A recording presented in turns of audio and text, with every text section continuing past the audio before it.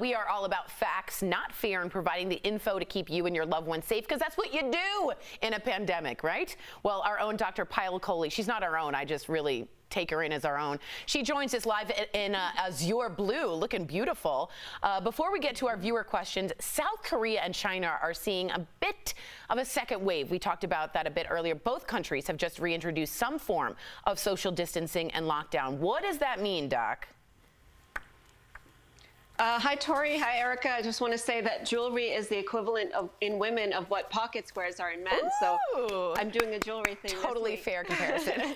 So let's get down to business now. Let's talk about South Korea and China, because essentially they're just ahead of us in the timeline. So we're basically getting a glimpse into what our future could look like. And what we're seeing is that if you see a surge in cases go up, it is a possibility that here in the US, we may have to start to do some of this lockdown again if we start to see cases go up. But the one thing that they have that I think we really need to work on is that widespread testing. So both South Korea and China are able to test widely, so they know very quickly if the cases are going up. And in some parts of the country, I still worry that we don't have the testing up to speed. That's fair. I just remember a couple months ago at the beginning of this, Dr. Kohli, you kept saying, like, we're watching Italy to see that trend. So I guess it's really important to see what's happening in other side of the world. But let's get to viewer questions.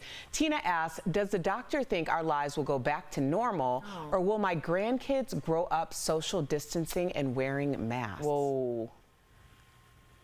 Yeah, important question. Yes, absolutely yes.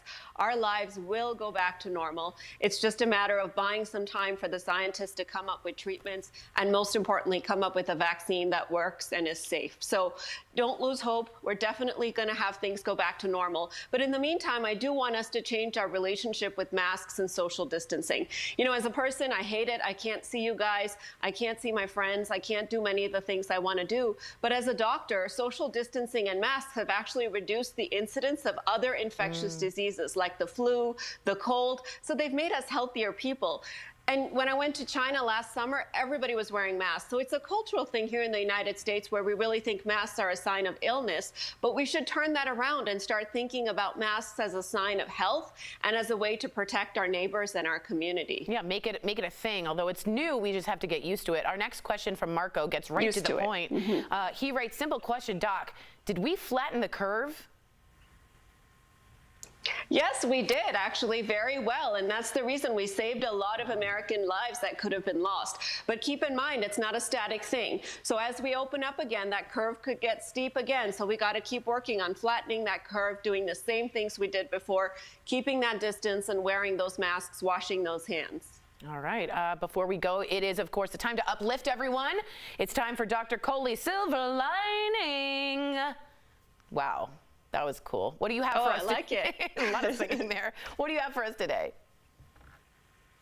So today I have some news out of mainland China, and believe it or not, after decades and decades of illegal animal trade and consumption, the Department of Ministry and Agriculture has finally issued a draft statement banning the trade and consumption of wild animals. Wow. And one city in China, Shenzhen, has actually banned the consumption of dogs and cats. Wow. Now, this is great for so many reasons, because firstly, we love our dogs and cats and we want to protect them. Secondly, this really gets rid of the whole incentive for illegal trade of animals. And then thirdly, you know, we know that disease can transmit from animals to humans through these types of means. So by banning this, we could have potentially prevented future pandemics. Wow, that's fantastic and great news. If you're a dog owner, you certainly know about the dog meat market, and so people have been trying to get that ended for a while. Thank you so much, Doctor. She will be back. What will jewelry she'll be wearing? We never know. So if you do have a question about coronavirus you want answered by Dr. Kohli, just write us on social media. You can also email info@dailyblastlive.com. There's no panic, just prevention, precaution, and a little touch of azure.